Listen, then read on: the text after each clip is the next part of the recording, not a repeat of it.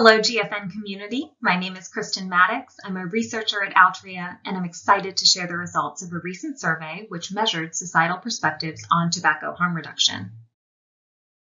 The survey was conducted online from November 22nd to December 12th, 2022, among a nationwide sample of societal stakeholders aged 21 or older who have important perspectives on tobacco harm reduction. This includes general population adults, abbreviated as GP throughout this presentation, adults who smoke cigarettes, AS, Black and Hispanic adults who smoke cigarettes, BAS and HAS, primary care physicians, PCP, psychiatrists, PSY, dentists, DMD, and policy professionals, PP. Moving from the methodology to the findings, at the highest level, this research finds that significant majorities of stakeholders in the U.S. support harm reduction, not prohibition, as the right path forward for tobacco policy. A preference for tobacco harm reduction as the better approach for the FDA to focus its efforts on instead of tobacco prohibition is clear, ranging from 66% among general population adults to 85% of psychiatrists nationwide. This preference is due in part to stakeholders seeing serious drawbacks to prohibition. On the left, most think that prohibition will grow illicit markets for tobacco products, which endanger youth, public health, and minority communities. As a result, on the right, more than 7 in 10 think it's important for tobacco products to remain legal so they can be properly regulated and sold through age-restricted channels. However, barriers exist to fully realizing the important role smoke-free products can play in advancing harm reduction goals. One barrier is that stakeholders lack accurate information about the science of smoke-free products. On the left, most initially do not view any smoke-free product as a significantly less harmful alternative to cigarettes. This view is likely driven on the right by the widespread misperception that nicotine is a carcinogen, a cancer-causing chemical.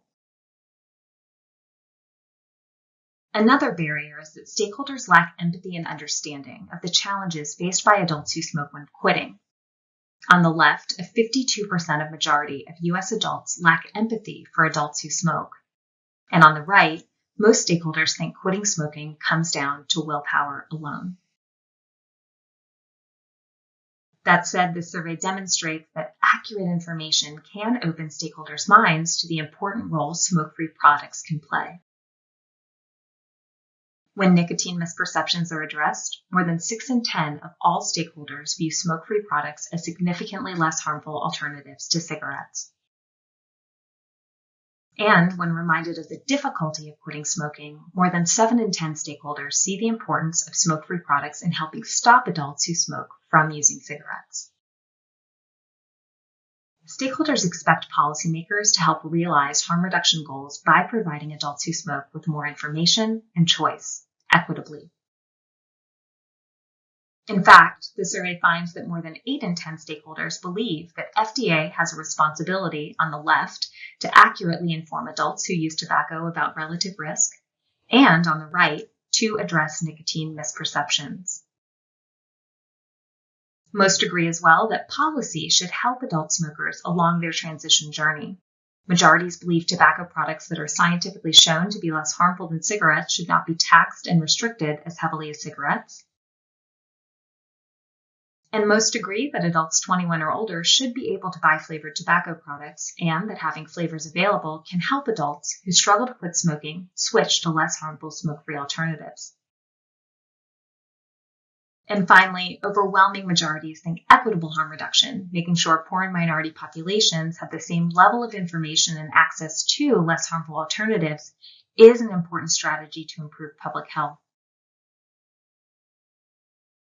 In conclusion, these survey results demonstrate that now is the time to realize the harm reduction opportunity for adults who use tobacco. There are tens of millions of adult smokers in the U.S., many of whom have interest in switching from cigarettes to smoke-free alternatives, yet they continue to smoke. We all have an urgent role to play to advance tobacco harm reduction as an important public health strategy that's based on sound science and evidence. Information, education, and action is what's needed now.